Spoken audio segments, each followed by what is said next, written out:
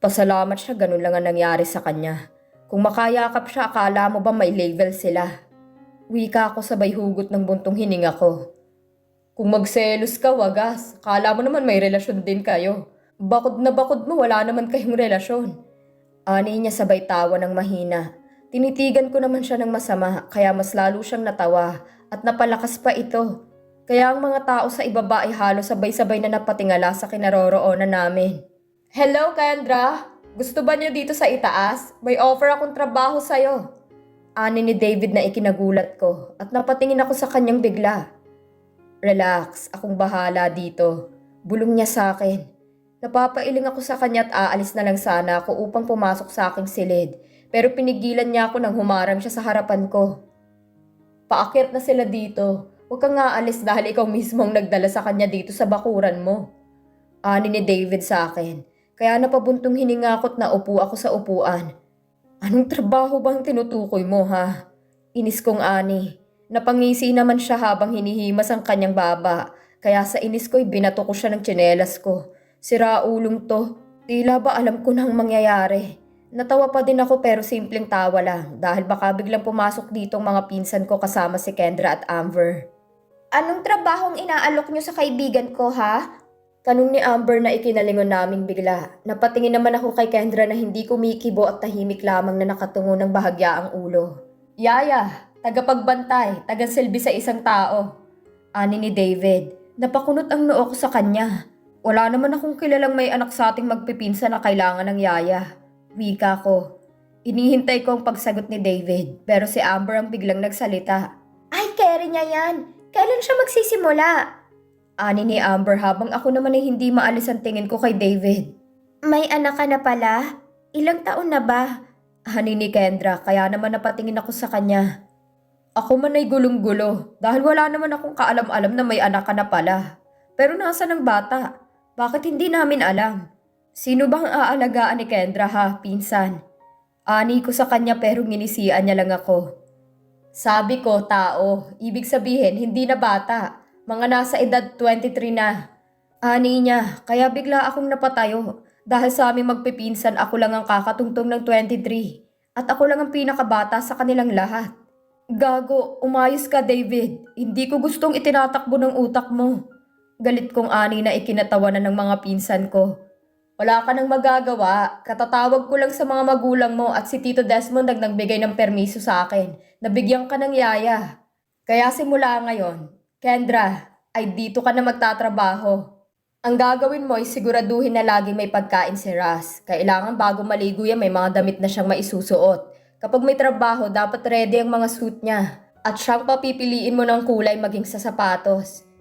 No, no, no, no! Malakas kong sigaw. Hindi ako papahig na magkaroon ng yaya at si Kendra pa. Hindi na ako bata at hindi ko kailangan ng isang tagabantay. Mabilis kong kinuha ang aking telepono at tinawagan ko agad ang aking ama. No, Dad. Hindi ako papayag. Galit kong ani sa aking ama. Hindi ako papahig na magkaroon ako ng yaya sa edad kong to. Dad, hindi pwede. Hindi ako makapaniwala na nangyayari ito sa akin. Damn it. Fine. Galit kong ani at mabilis kong pinatay ang aking telepono. Napatingin naman ako kay Kendra na hindi na makatingin sa akin. Si Amber naman ay may malaking pagkakangisi sa akin na tila ba inaasar ako. Payag ka ba ha? Ani ni David. Pag-iisipan ko muna, wika ni Kendra, kaya napangiti ako. Good, sana wag kang pumayag. Ani ko sabay ngisi ko sa mga pinsan kong siraulo. Okay, payag na ako. Bigla akong napalingon sa kanya. Nalalaki ang mga mata ko dahil sa isinagot niya. Ganun lang ba siya kabilis mag-isip? Isang segundo lang tapos na? Okay na agad? Ayos! Tandaan mo, Kendra, kailangan ikaw ang masusunod kapag alam mong tama ka. Huwag mo nga hayaan na maisahan ka ng lalaking yan. Kaya ka lang mahihiwalay sa kanya kapag may out of country siyang pupuntahan tungkol sa negosyo o kaya kapag pupunta siya ng opisina para magtrabaho. Hindi pwedeng malaman ng kahit na sino kung anong trabaho mo sa kanya dito dahil isa siyang Henderson. Walang dapat makaalam. Naiintindihan ba nyo yan? Ang sweldo mo ay 50,000 per month. At malaking tulong yan sa inyo. Dito ka matutulog at tuwing linggo ang day off mo. Ikaw nang bahala sa kanila kung anong gusto mong sabihing trabaho mo dito. Kumuha ka na ng gamit mo at pagbalik mo ay ituturo namin sa yung magiging silid mo. Basta tandaan mo, lahat ng sasabihin ni Russell gagawin mo. Basta parte pa rin ang trabaho mo. Nasa sayo na kung may pabonus ka sa kanya. Mahabang ani ni David, sabay tawa ng mahina. Wow, ang laki ng sweldo mo, VFF! Wika ni Amber sa kanya. Napapailing na lamang ako at tinalikuran ko na sila upang pumasok na ako sa aking silid. Makalipas ng 20 minuto ay bumukas ang pintuan ng silid ko at inilawan itong pagmumukha ng mga pinsan ko. Ayos! Ang galing mo talagang dumiskarte, pinsan. Ang acting mo kanina pagpamas awardee. Kala mo totoo kang walang alam. Pwede na pala tayong maging artista. Malakas na ani ni Jefferson. Kaya mabilis kong tinakpan ang bibig niya. Wala na, umalis na para kumuha ng gamit niya at magpaalam na sa kanila. Sasabihin na lang daw niya sa mga magulang niya na mamamasukan siyang helper lang ni Mana. Hindi katulong. Ani ni David. Napangisi naman ako sa kanila at bumalik ako sa pagkakahiga sa aking kama. Inayos na ba ninyong CCTV sa kanyang silid? Siguraduhin niyo na hindi niya makikita ang camera. Walang kahit na anong camera sa banyo. Sa silid lang niya at sa walk-in closet. Ani ko. Maayos na. Napaayos na namin lahat ng CCTV kaya wala ka nang iintindihin pa. Ang gagawin mo lang ay bubuksan mo yung app dyan sa phone mo kapag malayo ka para makita mo siya. Kapag nandito ka, buksan mo lang yung laptop mo at connect mo lang ang code at mapapanood mo na siya sa buong kabahayan. Sino bang kausap mo sa telepono kanina ha? Gusto kong bumunghalit ng tawa kanina kaya lang pinipigilan ko lang dahil baka tayo mabuko. Wika ni David habang tumatawa ng malakas. Si imaginary tatay ko, para akong tanga na nagsasalita sa telepono nang wala naman akong kausap. Wika ko sabay tawa nila ng malakas. Napangiti ako dahil sa wakas ay wala ng arma ng aali-aligid sa kanya kapag hindi ko siya nakikita. Ngayon ay wala ng dahilan upang lalo kang mapalapit sa arma na yon, Kendra. Hindi ko hahayaan na may taong aali-aligid sa paligid mo at anumang oras ay maaari kang agawin sa akin. Bakit hindi mo na lang siya suyuin ulit? Tanong ni Darwin. Natawa ko ng mahina at napangisi. Kung sana'y ganun lang kadali ang mga sinasabi nila. Inaamin ko namang mahal ko pa siya, pero ang tiwala ko sa isang babae ay hindi pa rin nagbabalik. Ang galit ko lalo na kay Francis ay hindi pa rin naglalaho. At sa tuwing makikita ko sila na magkasama, pakiramdam ko nanunumbalik ang lahat ng sakit na ginawa nila sa akin. Hindi ko pa alam, bro. Hayaan niyo lang muna ako na makasama ko siya dito sa loob ng bahay na to. Baka sakaling magbago ang nararamdaman ko. Baka sakaling naisin ko na siyang makasama ng panghabang buhay. Alam naman ninyo kung ano ang totoo kong nararamdaman, hindi ba? Kaya nga ako walang matinong relasyon ay dahil sa kanya. Kaya ako nga ginagawa ang katangahang ito ay dahil sa kanya. Pero hindi ko pa kayang magtiwalang muli. Hindi pa talaga. Wika ko. Natahimik naman sila.